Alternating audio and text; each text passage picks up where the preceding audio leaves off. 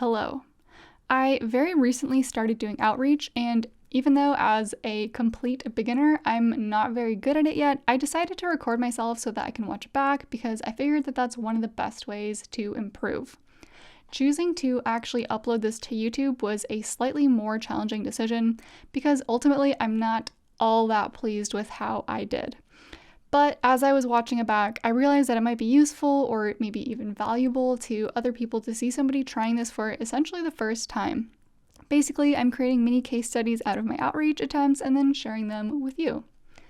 I'm going to show the video of the actual outreach and then afterwards go into some of my thought process and the things that I would do differently next time, so stick around for that if it sounds interesting to you. Without further ado, here is the conversation that I had with an ex-vegetarian. Hello? I've got a sign that says you should be vegan, come talk to me. You've so kindly come Of course. to talk to me, and I was wondering what exactly prompted you to come over here. Yeah, so my history with eating meat, actually since Thanksgiving, prior to Thanksgiving, for 2 years I was vegetarian. Okay. So I'm very passionate about the subject. But I think there's a lot of, there's just a really good conversation around it. Mm-hmm. There's a lot of people on one side saying, hey, it's unrealistic, or like the benefits of it and stuff like that. Like how could we, go about like trying to go against change? Because I was vegetarian, more for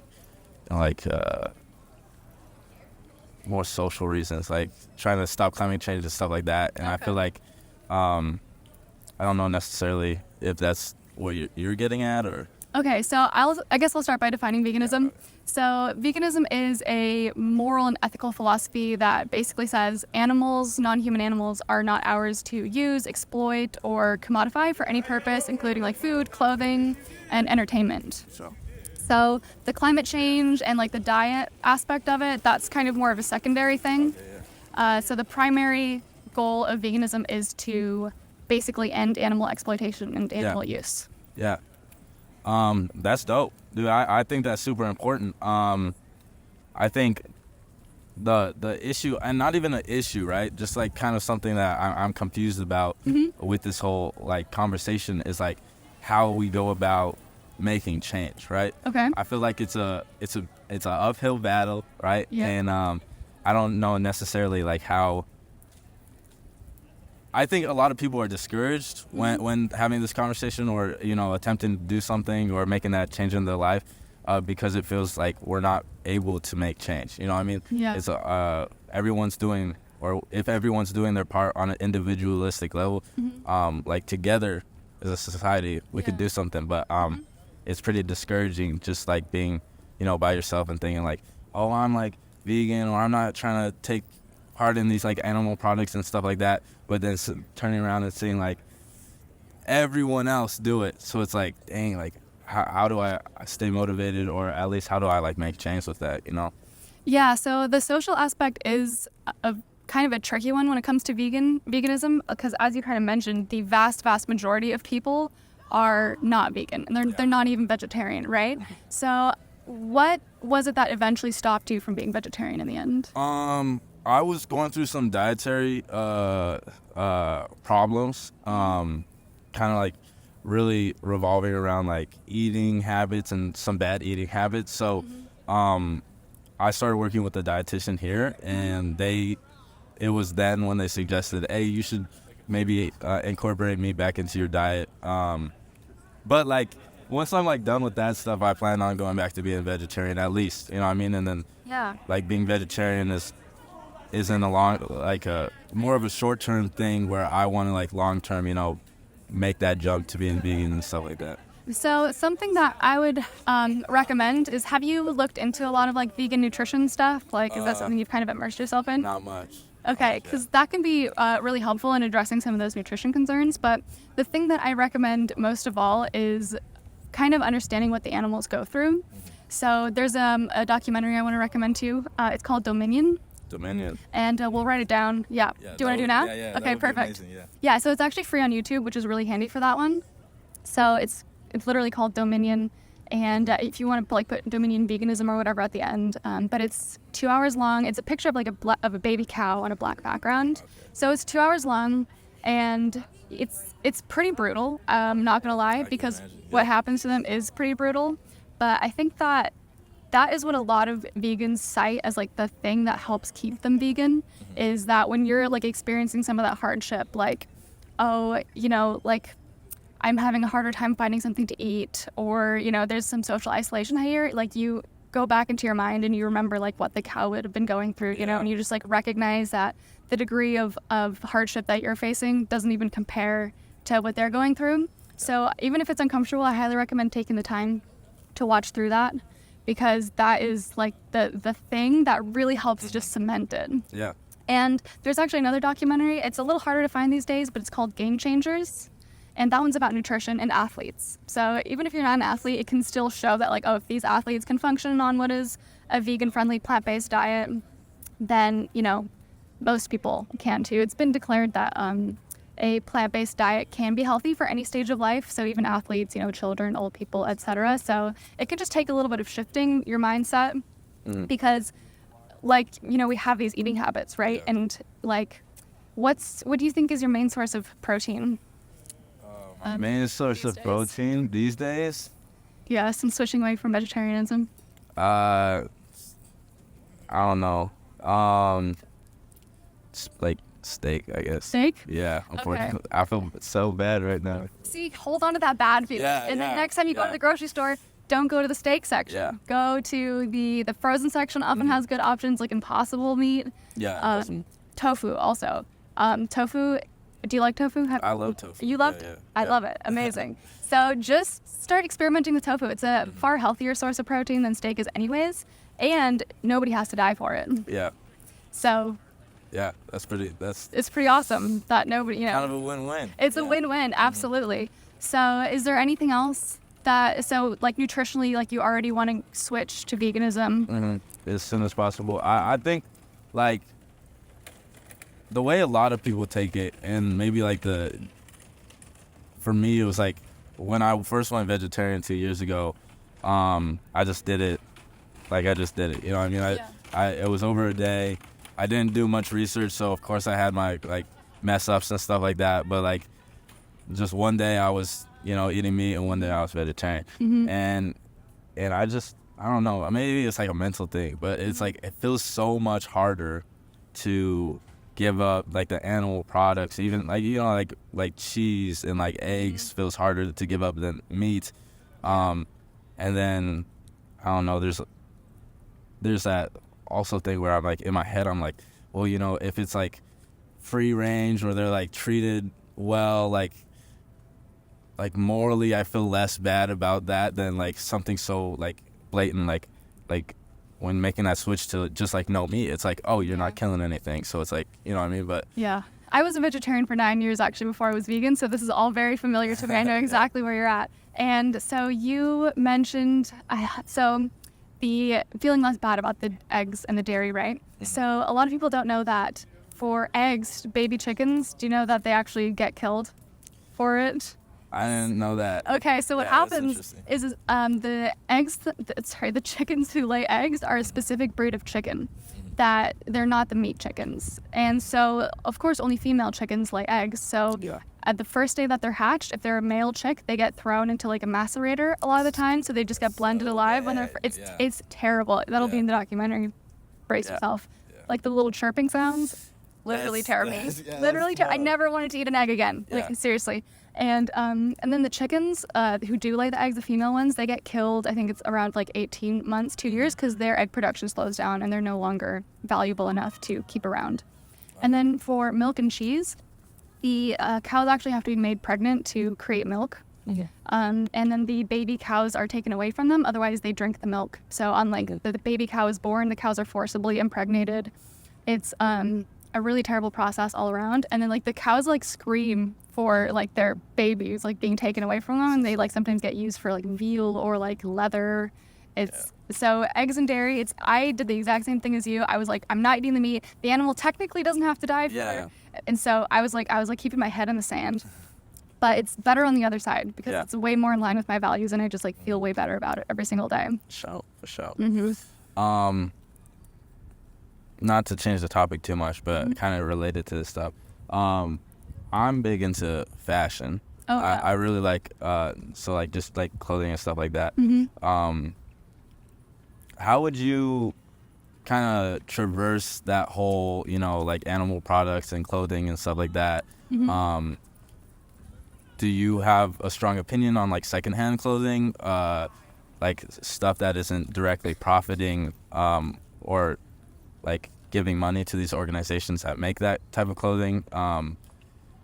Because I know one thing I went through when I was like becoming vegetarian is like also wasting the product is like almost equally as bad, right? You don't want to be, but it's like, you know, it's there. I feel like there's a conversation there. So Yeah, so that's a kind of a hot topic also in the vegan community, and it's sometimes considered there's no one right answer. So like keeping stuff that you already have is generally considered a gray area, right? And secondhand stuff is like even more controversial. The way that I think about it is if I was the animal who died, would I feel any better about it if somebody was like, well, I'm keeping this shoes made out of her skin? Like, would that make anything better? And the answer for me is no. So when I like think about like wasting the product, that's more of an environmental concern than it is like an animal rights concern, because once the animal is dead, it almost feels like it's disrespectful to like put a part of somebody's body like on your body. So, and it's also kind of you're continuing to perpetuate the idea that they are commodities, like to be worn and to be used, even with secondhand stuff. So that's something that, like I said, it's kind of a hot topic. There's no one right answer, but I personally don't buy secondhand stuff because once you've seen how the sausage is made, like for lack of a better word, it kind of loses its luster a little bit. And it's like every time you touch it or you look at it, you just like, you imagine like a cow who is just like fighting for their life. And it's not nice. It's not nice. But yeah, fashion, can be a hard one. No, like morally, like it's traversing it the first time. But yeah, there's a lot of leather out there. Yeah. But there's also a lot of companies who make alternative leathers, and there's a lot of really cool vegan fashion brands as well. So once you get into it, that's always the thing, right? From the outside, you don't see it because you're not in it. But once you're in it, you start finding all these different connections and all these different companies. I think that's I feel that's so hard because like when I became vegetarian, like for me I was like that was a big step, and then I became vegetarian and I was like, okay, like this is low key like super easy. It just becomes normal. Yeah, no, for sure. I feel like I have one other question. Something about so what's your like opinion on like pets and stuff like that? Pets is another interesting one. So the thing with pets is that they're bred into existence, right? And then most of them unfortunately don't really live a good life. So veganism is not against adopting and caring for animals, but it is against breeding more animals. So technically if everybody went vegan, there would eventually be no more pets, because breeding animals like kind of for our own gain is not really very animal friendly. And so adoption, and it's also tricky with pet food, right, is because it doesn't really make sense to like kill one animal to feed another animal. But there's actually some very innovative vegan friendly pet food that is being made, so you can actually have like a dog or a cat, and it has all the nutrients that they need, so you can actually feed them a vegan friendly diet. But eventually That's amazing. Eventually no more pets in a vegan world, because it's the vast majority of them end up neglected, unfortunately, in one sense or another, and breeding animals for our own entertainment. It's a little bit messed up. For sure. Okay, so I got one last question. Absolutely. So as far as veganism goes, you would consider it a direct, like, not necessarily contradiction, but like going directly against like religious beliefs that, you know, as for like Christianity, like the pretty common argument there was like, so like my family's Christian, right? So what their response to me going vegetarian was like, hey, so like God put these animals on this earth to be used by us. Like, what would your like response to that argument be? So my response to that argument would be, first of all, there's no religion that actually mandates meat eating. So even if you believe that they were put there for us to be eaten, you could still choose not to, right? Like nobody's saying you have to. And the other thing I would say is like there's other stuff that's, you know, sort of prescribed by religion that maybe we don't agree with. Like people who are religious kind of pick and choose a little bit anyways, like the things that they want to listen to. So I would also just say that, you know, once you've watched a documentary or two, there's no reason that anybody would want to participate in that. So I would just really invite people to watch that and then see if their religion, you know, really is aligned with the way that, you know, with the use of animals. Yeah. So that one's a little tricky because I've met a few people who are just really sold on this idea. They're like, Jesus gave me the fish. And I'm like, what, did you ask the fish? Because there's a lot of suffering that happens like in every aspect of animal use and animal, you know, exploitation. So that's a tricky one, but it can be navigated. Yeah, that's awesome. That's true. Mm-hmm. Do you have any other questions I can answer for you? I ain't got any other questions. So for a little bit of context, this is like literally the 4th or 5th outreach conversation that I've ever had. I know I went a little bit too easy on this person. Frankly, I was expecting more resistance, more objections, and I did not come into this conversation prepared to talk to somebody who is this agreeable. Once I kind of sensed that this person was closer to veganism than the average person tends to be, and by that I mean an ex-vegetarian who seemed very open to veganism, my choice in the moment was to try to bring them towards veganism by establishing common ground and to get him to watch Dominion.